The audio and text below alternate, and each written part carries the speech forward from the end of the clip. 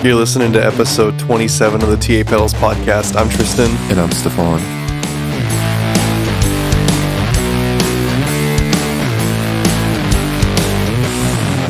Good morning, sir. Morning. It's 5 a.m. where we are, and I'm sure it's 5 o'clock somewhere else. Or something. I don't know. That's a song, right? It's 5 o'clock somewhere, but actually it's like 6 o'clock. Oh, yeah. I forgot we took like an hour to take care of some other business. But it is probably 5 o'clock somewhere. Yeah, like it would be east, right? It's like the next time zone east. Yeah, but or something. It depends because sometimes it's supposed to be like the next time zone, which would be like the Midwest, whereas we're more like the Mid-East, Central, I guess. But like there's like a Mid-Eastern time zone, and then there's the West Coast time zone. Oh, I got my directions backwards. When I said east, I actually meant west. I know. So like the next time zone west. It's early. But yeah, so like sometimes they don't have a time change in the Midwest section of the time zone. So it's kind of weird. I don't know how it works, but I know that it's a 2-hour difference between here and the West Coast, and sometimes sometimes it's a 1-hour difference in the Midwest, and then sometimes it's just it's either 2 or 1 of a time difference between here and the Midwest. So I don't know how it works, speaking of time zones and stuff, did you hear about Congress passing the law of not doing daylight savings time? Yeah, and I'm really glad because that's a stupid idea. Like, it's so dumb. Like, I've always said, like, why do we pretend that time changes instead of it being like a linear idea? It doesn't change. We all just agree to pretend like everything starts an hour earlier or later. Well, I mean, the reason, the original reason. But I'm not a farmer. Well, I don't know. It's not. I don't think it's just about farming. That I've read that it had something to do with farming, and I don't know that that's the only reason, but yeah. I mean, if you like, so you know how like the Earth sits not on a straight up and down axis, mm-hmm. It's like tilted, and so like different parts of the year, like it'll be like some parts, like so like in the wintertime it's like farther away from the sun, and during the summer it's closer to the sun, and that's why when you get to the farther north, like Canada and Alaska, like their days are a lot longer during the summertime because of that reason. So I can see where daylight savings time comes in that situation for us, because it's not that big of a change. So an hour difference is okay to accommodate that. But at the same time, like if we don't do daylight savings time, then we don't have to lose or gain time during those times where that happens. I would rather just like acknowledge that there's differences in the seasons. You know what I mean? Like, I like that more. Just wake up earlier during those seasons, or just like let it be how it is. Like, that's how I would prefer to do it. Be like, oh, like the sun rises and sets at different times throughout the year, and like, yeah, I kind of like that. The idea, like I can see the idea from a farming perspective, mm-hmm.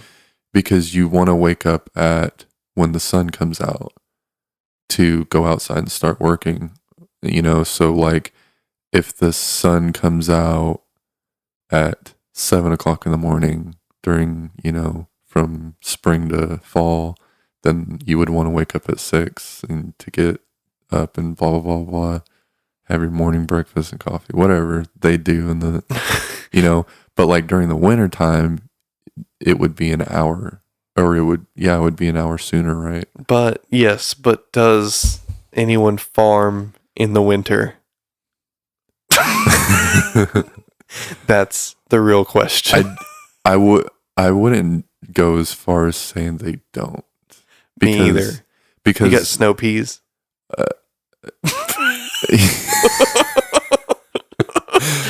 That's a thing. Something. Yeah, I don't know. I don't know if it really is because they grow in the snow. If it doesn't work like that, it should. Yeah. But either way, like it's a weird change, but I think it'd be cool, like, because, like, farming is, like, even though, like, there's a lot of farming around here, in the central United States, like, we actually get the majority of our like vegetation, I would say, like the majority of the things that we eat or that's sold at a store mostly comes from California. Yeah, for Even sure. though there's so much farming going on around here, like it doesn't do, like, it's not enough to sustain, so like that's why California is the main producer of all those things. I'm gonna cut to a very short segue. Did you know that the Mexican cartel is in the avocado business now? It's become so profitable that that like importing and exporting avocados is more lucrative than like trafficking drugs in some cases, and so they've gotten into the avocado business. Well, that, first of all, that shows how adaptable they are. Yeah, good for you, cartel. And it's a smart way to go, because those hard drugs that they be pushing are almost obsolete. You know what I mean? Like, no one really does cocaine anymore. Like, well, they're in the fentanyl business, but here's an idea: why not de-seed the avocado and then hide baggies of drugs where the seed was, and then when you export the avocados, you get a guy on the inside who's like extracting the baggies from the avocados before they hit the stores, and then just glue the avocado back together. I mean, I'm I kidding. have so many problems with that. Yeah, I know. I'm kidding. Because I'm a very connoisseur of avocado. All right. So, like, first of all, okay, if once you cut into an avocado, it's bad within a couple days. Oh yeah. Okay. Second of all, if they're in the avocado business for profit, then they're not going to mess with the avocados. Mm-hmm. And the avocado craze has gotten crazy over the last 10 years. Oh yeah. It's like a wonder fruit now, It's got all those healthy fats. Yeah, it's healthy fats. There's a lot of health benefits to eating avocados, and it's really taken off, and it's cool because avocado really does do some great things for your body. So, but I don't want to talk about that too much. Yeah, me either. So, obviously, Bo Cousins is not here. Yeah. What happened? This is bad. Not really. It's not bad. It's just like a scheduling thing. So like we'll get into it a little bit later, but you and I had to ask off for an event that we're going to, and Monday is the day that's best for Bo to come record the podcast. That's usually the day that's best for us as well. So it all worked out. But then because of this event that we have coming up, we had to take off of our day jobs, and because we took off that day, I had to work Monday. You usually work Mondays, so it wouldn't have really been an issue, but then they scheduled you that morning, right? Yeah. And so, so you worked all day Monday. I worked half the day Monday. And so even though like I probably could have, gotten around to having Bo on for this episode, you wouldn't have been here. And I am refusing to do an episode with Bo without all three of us here. Like it wouldn't be right, I don't feel like. And so we just had to reschedule. Long story short, Monday's best for everyone, so we're gonna try to get to it next week, and it happens. And like I'm completely okay. Just like I know we've already discussed this, but for listeners out there, I'm completely okay with not being present during the the Bo interview or the Bo presence. But like it does, Tristan is this. We've discussed this, and he's told me that like it wouldn't be right in a sense for me not to be here, and so like we are in agreeable terms about me being here for the Bo presence. Yeah, if it was an interview, if it was just me sitting down with some random person and just asking some questions and us going back and forth, it'd be fine. Like I wouldn't have a problem. But like if there's a chemistry between you and I on this podcast, there's something going on here. And since it's not an interview, like Bo's a friend. Yeah. And whatever, I feel like we all three need to be together to make the most of the episode. And we're he's a busy guy. We're busy. I don't want to miss out on the opportunity to make that episode the best it can be.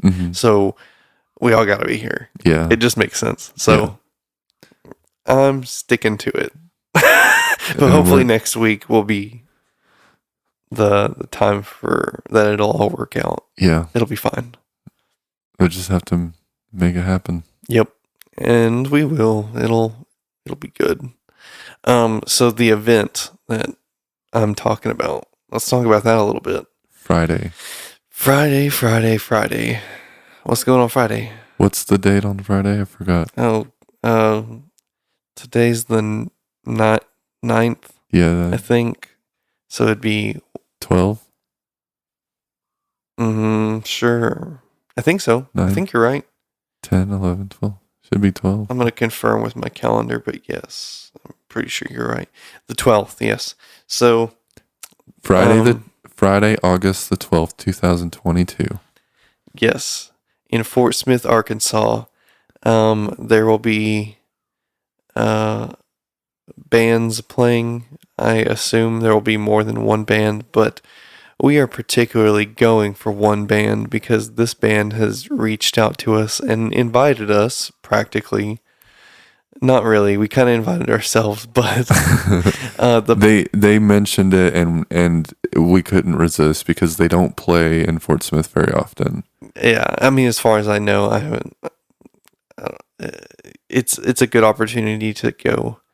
The band is Redwitch Johnny, and if you haven't heard of them, their music's awesome. They're cool, and we want to go meet up with them and hang out and make friends. And I've talked about it before, like how now that I'm not in a band, I'm not as plugged into the music scene as I'd like to be. And Redwitch Johnny has kind of been lurking around us since the beginning, like since we started. Like we like their stuff, they like our stuff, and whatever. And so this was like the perfect opportunity. I think I'm gonna look it up so I don't get it wrong, but it's like they're playing as like a celebration. It's the anniversary of the band. I can't remember how many years, so I'm gonna look it up real quick. But they are having a special show at Heroes, which is a bar in Fort Smith, and it's pretty popular. A lot of bands seem to venture to that venue. Yeah, I've seen several shows come up at Heroes that are very interesting. It looks like it is a 10-year anniversary for the band, so a big deal. That's a long time for a band to be going. And so yeah, we wanted to take the opportunity to go and meet Redwitch Johnny and hang out with everyone. And we're going to, of course, bring some pedals for them to try out and, just hang out, see what's going on, try to get plugged back into the music scene. And I think it's a good opportunity to start something new for us. Yeah, we definitely need to. We've been talking about this since we started about like getting out there and meeting musicians and connecting with them and like we just haven't been able to, and so we're really like trying hard and pushing ourselves to do it, and it's like one of those situations where it's like like it's hard for us to be able to get out there on the weekends because we have responsibilities and stuff, but at the same time it's like one of those things that we really want to do, and we're really passionate about being a part of that community, but it's just a give and take kind of thing, and it's a slow process, but we're really trying to work hard to bring ourselves up to being able to do those things. Yeah, it's one of those things where like we've talked about it so many times, and every time we talk about it, it's like, well, why aren't we doing this? This is crazy. This is how we're gonna get out there and let local musicians know that we exist and like support them, and hopefully in turn they'll support us, and like it'll be a whole thing. And then it comes to the inevitable thing where like, well, I can't take off because I got bills coming up. Mm-hmm. I can't get off because we only have a small staff that works our department at work, and those people ask off too, and so like not everyone can be off, and so we miss out on a lot of stuff. Yeah. But this time when Redwitch Johnny was like, hey, we're having a 10-year anniversary show at Heroes, I immediately put in my request off because I was like, you know what, screw it. Like we've got to make this happen. We can't sit back and expect it to be handed to us, and we're going to have to make short-term sacrifices so that we can have long-term success. And if we truly believe in what we're doing, those sacrifices are going to be worth it. And the problem is not really a problem, but like we have to consider our families, because when we sacrifice, our families sacrifice. Mm-hmm. And like, thank goodness we have the families we do, the wives we do, because they support us in what we're doing. Very true. I don't think we would be able to do this at all unless I had, my wife behind me, supporting me with everything that we do. And it's the only driving factor that allows me to do the things that we're able to do. It's like if she wasn't there supporting me, then I don't know how far I would be able to put myself into this. You know? Exactly. So thank goodness for them. Yeah. Thank goodness. Thank you. Shout out, Sydney. Thank you. Thank you, my beautiful wife, Diana. Whoa. So yeah, like then after I requested off for this Friday, well, first of all, that's when our manager was like, well, hey, do you want to make those hours up on Monday? And I was immediately like, crap, I got the Bo episode, but then you worked a double already anyway. So I was like, it's fine. Like it wouldn't have worked out anyway. Yeah. But then I texted you and I was like, hey, my request off got approved. Did you put one in? Did it get approved? And you were like, doesn't matter. I'm going anyway. Like, yes, that's the attitude we need. Like, we're both going to be there no matter what. Yeah. And so, yeah, it's going to be good. I'm really excited to go hang out with everyone, and it'll be cool. It will be. It's our first like public appearance as TA Pedals at a musical event. Yeah. So It's going to be sick. it is. I don't know when the show is. I've never been to Heroes, but I'm going to figure it out. I'm pretty sure I'm it's gonna be there. 7:00. That's typical, so Yeah. I figured. Yeah. But we should definitely get there a little bit early Yeah. so we can have time to, talk with the bands and mingle before they actually play their show. Yeah. Definitely. If they're there. I'm sure they would be. Well, Yeah. who doesn't show up a little bit early to set up? Well, Redwitch Johnny playing for 10 years, they know the deal, Like Yeah, even but still even gotta when I plug was in stuff in. Oh, yeah, of course. Yeah. I was in a small band, a very small band, and I feel like we were pretty professional, and showing up, like an hour before is pretty typical to make sure everything's set up and plugged in so that you don't look like a fool, Yeah. like scrambling. Yeah, you Get your gotta crap. have a sufficient amount of time to make sure your equipment's working. Which, I mean, in all honesty, like we have, like if a band has, depending on their setup and equipment and stuff, you can usually knock out a setup in like 15 minutes, which is, pretty good. But the thing is, you have to prepare for something to happen because it always does. Something always happens. Yeah. Whether it's like a guitar cable, broke or something, like the wires on the inside broke and so that cable doesn't work. So you got to get another one, or, whatever. There's always something. Can't find my picks. I broke a string. Whatever. Mm-hmm. So yeah, I'm here's sure they'll be there. here's a question, and I probably could ask this outside of the podcast, but we're already talking, so I might as well. Are we bringing a pedal board with like a small setup, or are we just gonna bring a pedal and let them plug it in? Well, I don't know. That's a good question, because if I have a spare back, like a white back plate, we can bring my Shark, and I can put it on that small pedal board, and so then we can have a Squid and a Shark, and we could even, I mean, yeah, we could probably do that if I have a extra back. But I just thought of this, like we should definitely build a pedal board with just our pedals on it. for sure. I don't know why we didn't think about that. Well, I mean, I've thought about it. I just Yeah. don't have the resources right now. Yeah. But that's definitely an eventuality. Yeah. Like, we're gonna have a medium-sized pedal board that's just gonna have our pedals on it. We're only keeping our pedals on that with a power supply. Yeah. And so when we go to conventions, or when we go to anything, we Any go to a event. store to like be like, hey, do you want to carry our pedals? We can just like plop it down, plug it in, good to go. Yeah.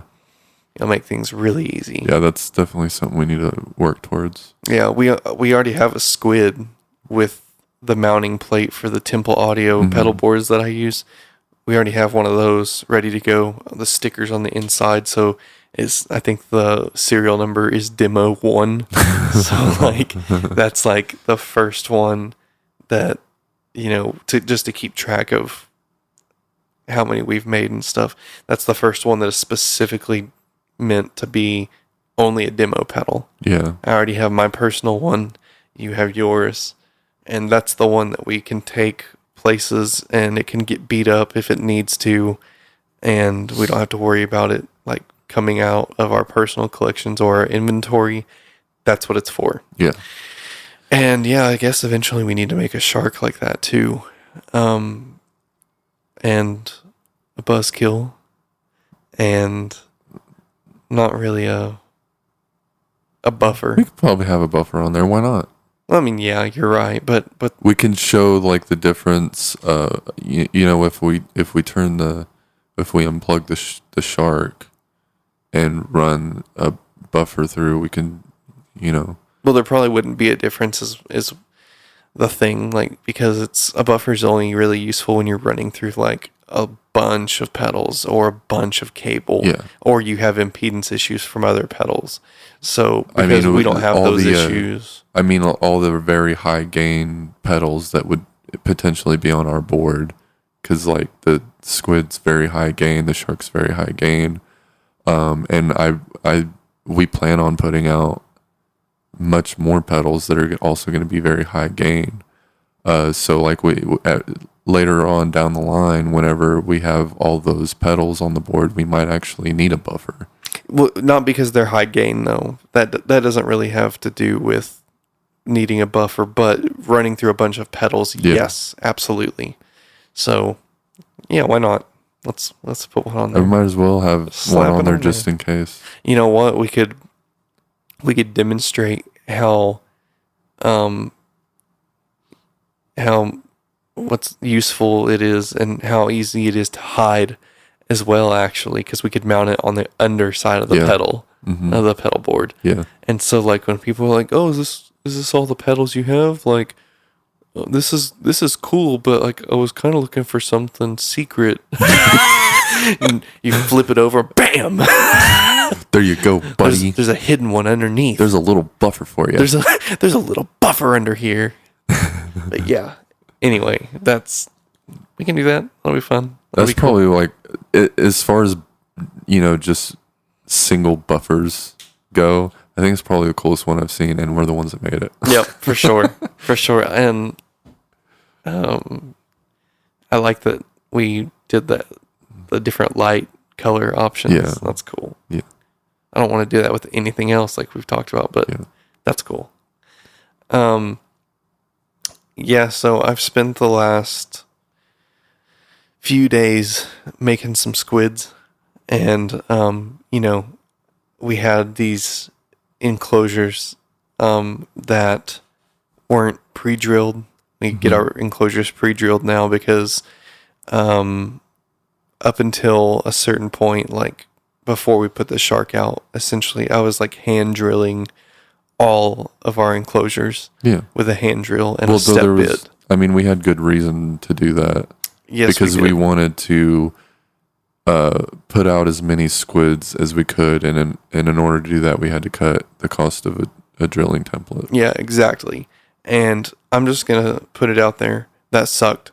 Yeah, It really sucked.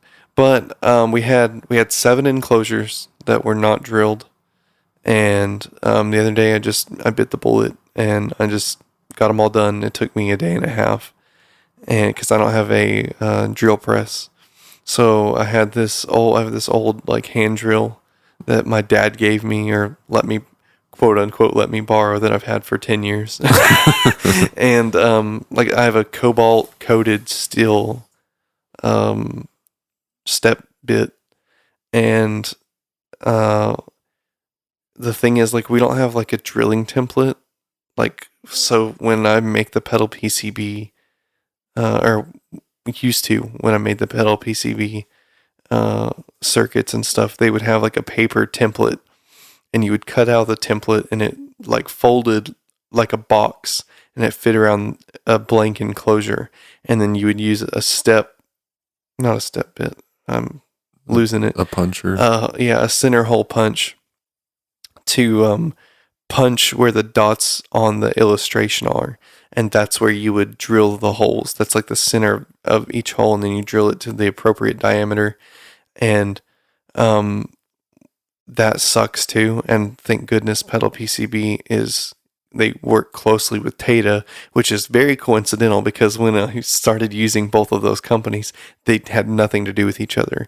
And pedal PCB, I think, realizes how many people use Tata, and so they made Tata has this system where you pay for the drilling service, and then you can go into their drill template creator, and you specify where you want the holes and how big you want them to be and whatever, and then they drill it for you, and that's fantastic. And pedal PCB, because their PCBs are mostly right angle pot, they're made for right angle pots, like direct mounting, and so the coordinates of where those pots line up with the holes on the enclosure is really important. And so they made their own templates to use with Tata. So you just click it and then it takes you to Tata and it's perfect. It's the perfect drill template for that project and it's really nice. Well, with the Squid, we don't have that. And we've never actually measured where those holes go. I've tried to make a drill template and it's pretty close. I think if I redid it again, I could probably get it. But I tried to make one and it's not quite there. So I essentially had to use the drill template I made to punch the holes for the top mounted jacks and the foot switch and the LED. And then I had to eyeball the center of where each pot goes and the toggle. And I got it pretty dang good. Yeah. Like I'm real meticulous. We haven't had one. We haven't had one that was messed up yet. Yeah, I think I've messed up 2. We've put out total. A lot of squids so far, and not a one of them has been messed up. Yeah, exactly. And like I try to be really careful about it, and I know I have like somewhat of an artistic eye, and I'm very picky about that kind of thing. Yeah, like sometimes to the point where it's kind of stupid, but like it's because I care so much and I just want it to be perfect. But that's the whole reason. Like the whole reason why I was like, this is the guy. Like he's like he knows what he's doing. He's got a good eye for stuff and he's intelligent. And we work well together, and that's the reason why I was like this. Like, if we're gonna do this thing, like this is the perfect partnership. I agree. We both have different levels of intelligence on different things, and, yes. And when you put us together, like it's almost like we're unstoppable. Yeah, like areas where I'm weak, you're strong, and the opposite is true as well. And we also aren't afraid, either one of us, to be corrected on something. We just want to make the best stuff possible, and if that means that, like I remember in the very beginning, you know what? Actually, I'm gonna finish the squid thing real quick. Okay. I got all of them done. I'm just waiting to put them together, and that will be the last batch of squids that I have to hand drill, and I'm really excited about that. That's all I needed to say to finish that up. Back to what I was about to say. I remember in the beginning, whenever you and I started talking, and I was talking about making pedals and maybe like wanting to start making pedals, and like you were gonna do the artwork and whatever, which I'm so glad you're more involved than just doing the artwork. But I remember like telling you that like I'm really picky about stuff. Mm-hmm. And I told you, I said, and this was like a big turning point in my development as a human and my skills and like my communication skills. And I told you, I said, listen, it's really hard for me to tell people when I don't like something that they've done, because I understand how it feels to work really hard on something and put everything that you are, all your effort, all your talent at that particular point in time, you put everything into this piece of art or this project, and then you show it to someone, and I know how it feels when they say, no, I don't really like it. Like, it could be better. Yeah. That is not that great of a feeling. But I told you, like, it's really hard for me to do that. But, like, if you're going to be a part of this, I have to be able to be honest with you. And if I can't be honest with you, and, like, if you were going to be the kind of person where when I told you I didn't like something, instead of saying, okay, like, what do you think could be better? And then we, like, come to an agreement on, what the best direction to go is. If I couldn't do that, then like it wasn't going to work. Mm-hmm. I remember that conversation. Yeah. And you were like, yep, I get it. Like, you're not going to hurt my feelings. Like, if you don't like something, you can tell me. Yeah. And I was like, that's how I knew you were the right person to work with. Like, that was the moment where I was like, okay, cool. Like, this is going to work because I Yeah. know that I can be honest about how I feel about things. And if you do something, even if it's cool, maybe it's not the right fit for whatever, I can tell you that and you're not going to get upset. And we're not going to fight about things. Yeah. It's just, what's the best thing to do? And that's it. And if it's something creative, you know, if it's like not something that is, like if it's a creative opinion, not like a matter of science or whatever, then we can give and take on that together. Like we can have a project where you take the lead, and like I'm like, yeah, I'm behind you the whole time, and then same thing goes for me. Like I can do my own thing, and you can support me and help me achieve my direction. Yeah. Like what direction I want to go. Anyway, I don't know how that tangent started, but that's awesome. Yeah.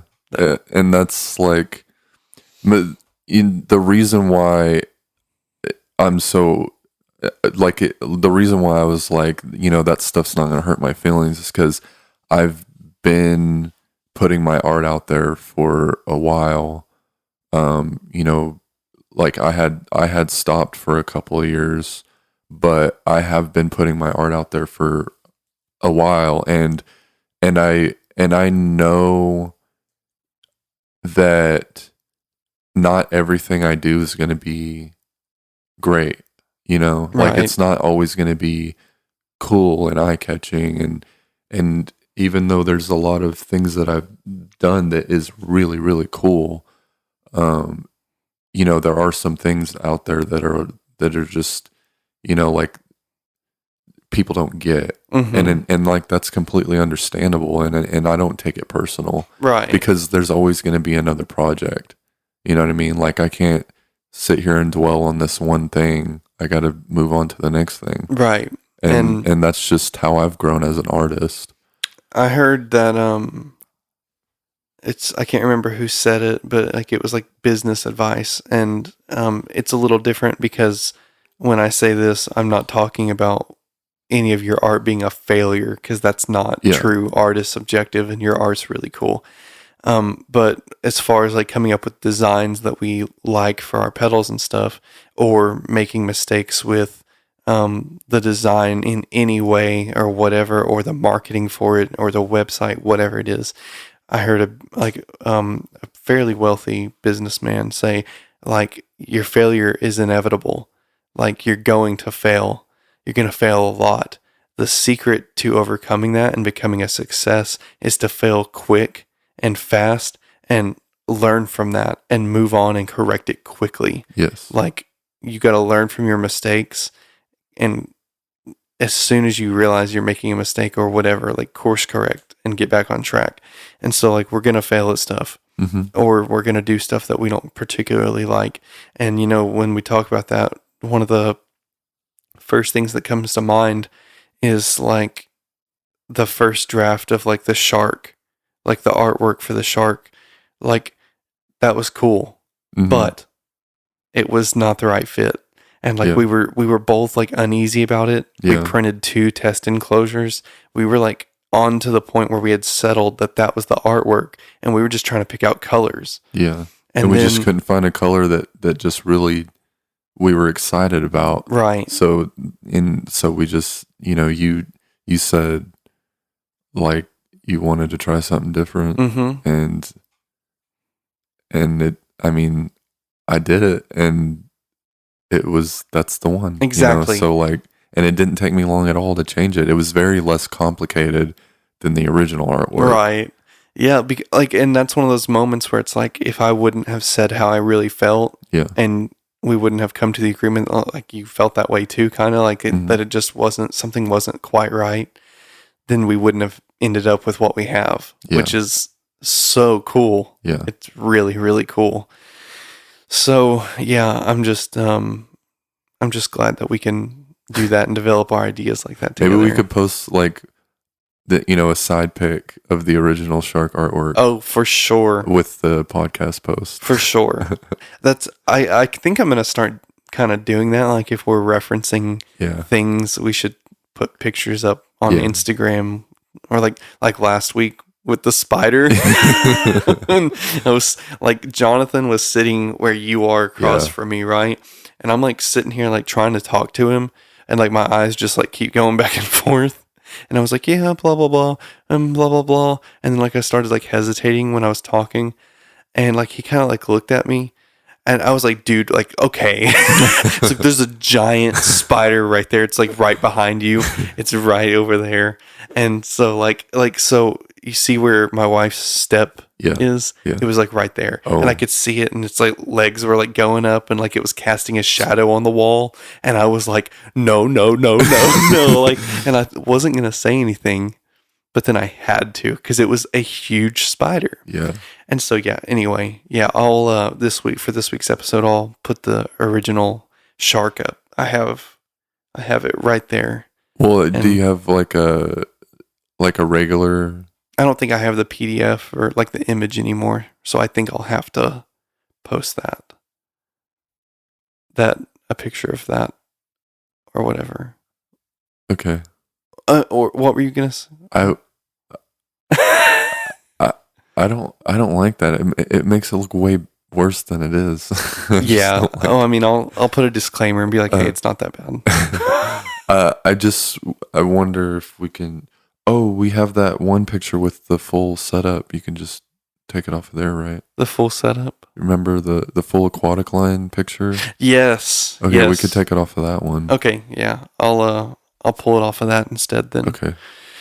And I think that's a really good example of. We can even like put like just do the part where it's the squid and the shark next to each other. Yeah. That way you can see how like it was supposed to be, a cohesive thing where like the artwork was like the same kind of style artwork, so at least it shows off something like that. Yeah, it can, like, I think that picture is really cool because it shows off like our original plans, and so some of those are still in the works, like, but that was like the first draft of the artwork. Yeah. After I'd mentioned like I want to do this and this and this and this, and like we discussed it, and then you came back like probably not even a week later, and you're like, hey, this is kind of what I was thinking. Yeah. Which now we've taken all those ideas to like the next level. Yeah. But like the vibe is kind of the same, which is cool. Yeah. What was I? Oh, the anglerfish! I forgot about that. Yeah. That thing was so crazy. Yeah. I created that thing from scratch, dude. It was nuts. So for anyone who's listening who's like trying to start a business, like I hope that you take a few things away from this. Like how important it is to choose the right business partner. How it's okay to like have an idea and try to develop it and even invest in it and then still like scrap it, like if it's not right, and then start fresh. It's important to be able to do those things and be adaptable. It's important to, when you feel in your heart, like you look at what you've done and you feel like it's not right. And even though like it's like on the right track, maybe it can be developed more. Like when you feel that, don't ignore it. Like if you can do better, do better. Mm-hmm. Like I hope that anyone out there, whether you're a pedal company or otherwise or whatever, like really, I think that is an important driving force in attracting the right customers, the right fans, and doing right by yourself. Like, I feel like it's, you're doing yourself an injustice if you aren't putting everything into your product development and literally doing the best you can at everything you can. You're doing everyone a disservice, and mainly yourself, by not doing your best. So like think about what you're doing, and try to develop your ideas to the best of your ability so that you put out the best thing that you can, so everyone enjoys it to the fullest extent, and then you don't have any regrets like looking back saying like, oh man, like I could have done better and I just chose not to. Doing the absolute best that you are capable of is really the only way to go. Anything less is almost a waste of time. It is a waste of time. And, that's kind of something my dad instilled in me. And I didn't really like hearing it when I was growing up, because when he would say it, he was talking about like mowing the yard. Mm-hmm. Like, but he would say a couple things, like obviously like do your best. But then the biggest thing that he said to me that really stuck with me was pertaining to this issue was, if you don't want to do it twice, do it right the first time. Mm-hmm. Like, double check yourself, make sure everything's good.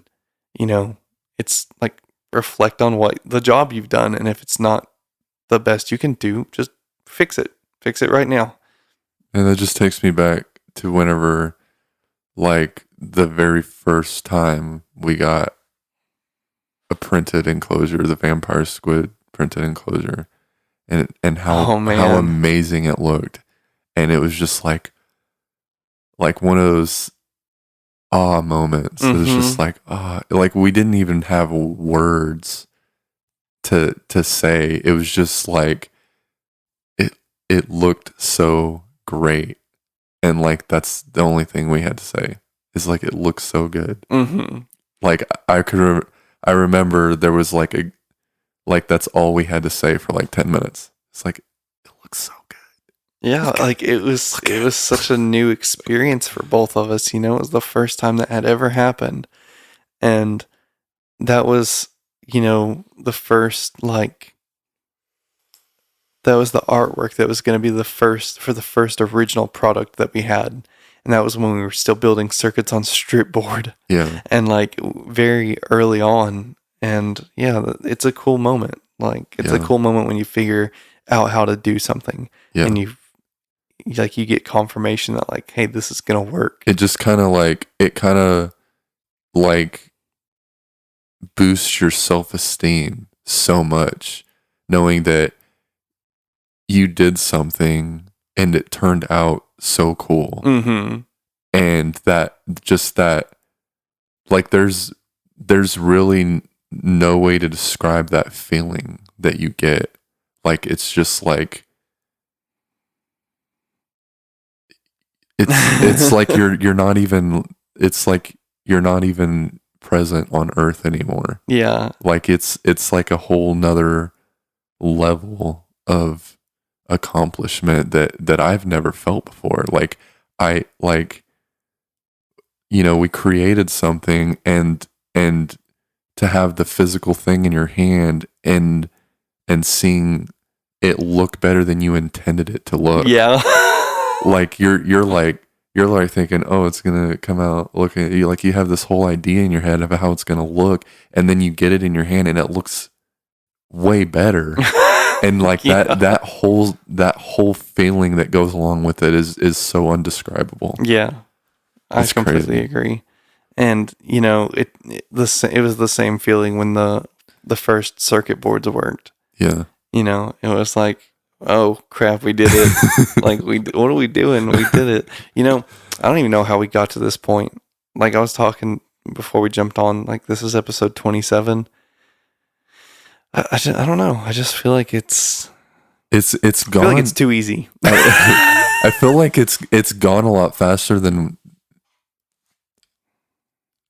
Well, I don't want to say it's gone faster than we thought it would, because I think we kind of had this idea that it would go as fast, or if not faster. I have no expectations. Yeah. Oh, well, I mean, I kind of thought we were gonna. We were going to throw stuff out there, and it was just going to pick up. Is people have never seen stuff like this, and people are going to be so excited about it. And they were, mm-hmm. but not to the extent that I thought it was going to be. Right. Yeah. And it's kind of made me a little more humbled. Oh, for sure. For sure. I remember us talking about selling out of the first batch of squids, in a week. We were like, oh, we're going to be out of them in a week, and then we're going to have to order all these new enclosures and stuff. And then it was a few months in, and we were like, oh, still got some of those squids, but it's like the market's so saturated, Yeah. and like there's so many reasons why we didn't take off, whether it's our visibility, Yeah. because we had no following whatsoever. We had like 30 followers on Instagram, and we were like, every one of those people is gonna buy a pedal.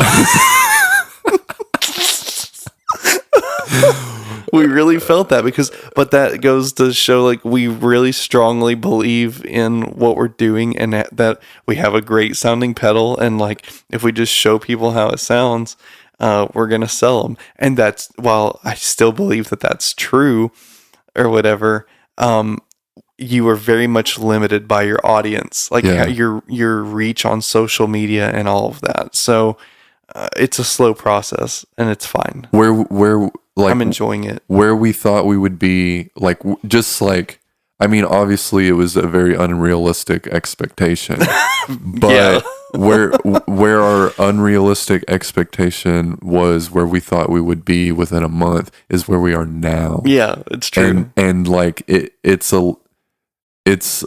slower, obviously, than our unrealistic expectation. Right. But we got here and we didn't give up. How many squids do you think we've sold by now? Like where are we at on that? I don't know. I would say we're doing pretty good with it. We've made enough sales on the squid to justify keeping it alive and working on a V2, version 2 of it. For sure. So that's all that matters to me. Yeah, me too. I mean, I can't even put a number on it. I can't remember how many I've made, but that's kind of a cool thing, and that in itself, I mean, saying I've made so many I can't remember. Yeah. That's pretty cool. Yeah. Oh, and we put out a very limited run on the shark, and we've sold half of them, I think. We've sold more than half, I think. Like we have 2 in stock right now. Yeah. And that was like the second batch of enclosures I had to order. Yeah. Or whatever. So and we're about to order the third batch of enclosures. So that's doing pretty good too. Yeah. It's pretty cool. We probably within the next month are gonna have the Buzzkill out. And that's pretty cool. Yeah. We're gonna have a few of those for sale. And yeah, I'm hoping I know I'm just making noises in the mic right now, but like there's so many thoughts going through my head. We just today decided on the final enclosure color. Yeah. Like we've been talking about it and going back and forth, but it's actually like being ordered today, and it's gonna be yellow. That's pretty cool. I mean, yeah. We wish we had a little bit more options. Like we want something, like somewhere between yellow and orange, but it's not there.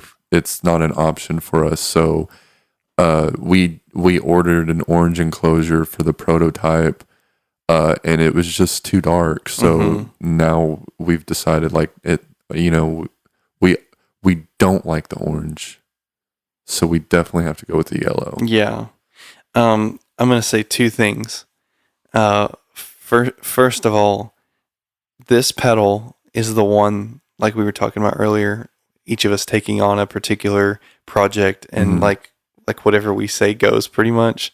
With the Buzzkill, like that was my choice in pedal. I'm not going to go into the details because like I've already talked about it on previous episodes, but I'm just going to say this. Yellow is my least favorite color ever. I hate it. But for this, it makes sense. Yeah. And it's pretty cool. It's going to be black and yellow, and it's like a wasp, kind of. But I did not expect this to happen. I'm like, how did I end up with a yellow enclosure? Like, that's the one color I hate. But why do you hate yellow? I don't generally gravitate towards warm colors. I'm more of a cool color That would have person. been the perfect color right there. That would have been a good color. My second thing I have to say is we would like more options. We would like more color choices. We would like to find someone who can provide us with all of the things we require. And so if you are a company that wants to help us grow, you want to reach out to us and say, hey, we can do custom powder coat colors, or you have swatches of colors to choose from, and you can also do the UV printing and the drilling, please hit us up. The reason we stick with Tata is because they're a great company.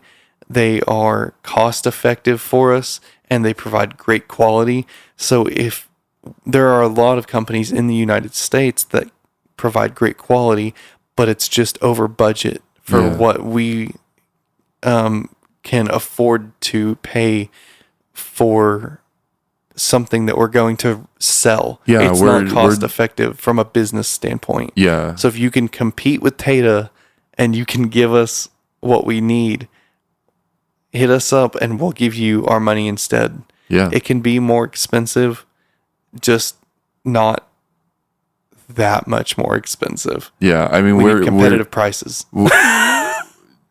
We're like, you know, like eventually, you know, we're gonna be at a point in the life of our business where that stuff's not gonna be that big of a deal, right? But right now, we have to keep our costs down as much as possible, and we haven't found any other company that is allowing us to do that aside from Tata. Yeah, and if the few companies we have found that are competitive, they can't do everything we need them to. Yeah. So like we can get the enclosure in a cool color that's a reasonable price, but then they can't UV print on it, and we don't have a UV printer because that's like $12,000 or something, and so like that doesn't work. Or maybe they can do no all-in-one company exactly that except Tata. That I mean, yeah, that's as cost effective as Tata. Yeah. So, yeah, if you are a company that can do that for us, or you know a company that can do that for us, please hit us up. We're not married to Tata, although they are great. And especially if you're a hobbyist, if you want to make guitar pedals for yourself and you need those things done, use Tata. It's great. Yeah. It's just like the format and the application is much easier to use than anything else that we've come across so far. If they had more colors, you know, probably be stuck with them forever. We'd be stuck with them forever. And they are coming out with some pretty cool colors, like the champagne and brown sugar and all that. Yeah, that's cool. They're slowly coming out with, adding more stuff, and I think that's like a matter of getting the whenever, like, there's other colors out there that they don't have. I think it's just how obtainable they are, right, for Tata. Yeah, because they're in Thailand. Yeah, and like, the selection of colors, like, mostly around here, like in the United States, like the powder coating, the powder coating business is like very big around here, like in the United States, and so like it's easily understandable that there would be more of a selection of color here, right? But also Tata is still growing too. Like, yeah, they're a pretty big company, but like they pretty much know their target audience is pedal makers, which is crazy to think about, actually. But yeah, it is what it is. Or, you know what? If Tata, if you're listening, we need more colors. Anyway, we're coming up on an hour. You want to call it Yeah, you said that you had some more things to say about Bo before we ended. So I was just before we end. I did. Was there anything? I don't think so. I think I was just gonna say, like, he said he's gonna try to make it out to the show on Friday, and so if you want to hang out with us, come to Heroes on Friday. What was the date? The 12th. 12th. Yep. Well, yeah, Friday 12th. 12 Friday, August 22. Come to Heroes in Fort Smith, and you can hang out with us, and we'll talk about stuff. Yeah, meet and greet. We're very happy to put ourselves out there to meet new people. So, if you have the freedom of coming out on a Friday night, then you should definitely come and check out the bands, and we'll also be there if you were interested in meeting us and having a conversation. So we look forward to that. It's gonna be fun. Thank you for listening to episode 27. It's been fine. Hopefully next episode we'll have Bo on, and that'll actually go through as long as everyone's schedule lines up. If not, he'll be on eventually. Just, you got to be patient, okay? And I guess we'll talk to you. Check us out on Instagram, Twitter, YouTube, tapedals.com. Check out our new Fuzz Drones video or demo of the Vampire Squid by Fuzz Drones. We got our shark out, ready to buy. We got new pedals coming out soon. Stay tuned for more exciting stuff, and we'll see you later. Bye. Bye.